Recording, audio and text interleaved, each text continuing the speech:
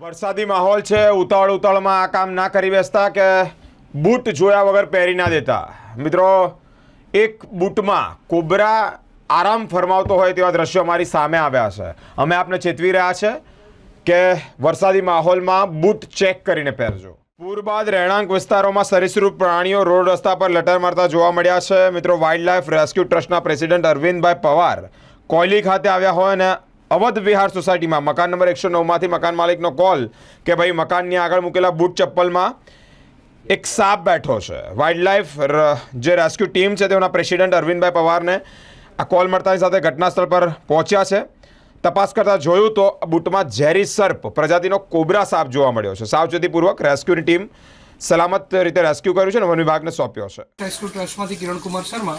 અત્યારે વરસાદની સિઝનની અંદર તમે જોઈ શકો છો કે દરેક જગ્યાએ સાપ નીકળે છે. તો અત્યારે અમારા વાઇલ્ડ લાઇફ રેસ્ક્યુ ટ્રસ્ટના હેલ્પલાઇન નંબર પર અવધ વિહાર સોસાયટી છે જે અહીંયા કોયલીમાં આવેલી છે. તો ત્યાં કોલ આવ્યો કે એક બૂટની અંદર સાપ છે. તો હું તમને બતાવી દઉં છું.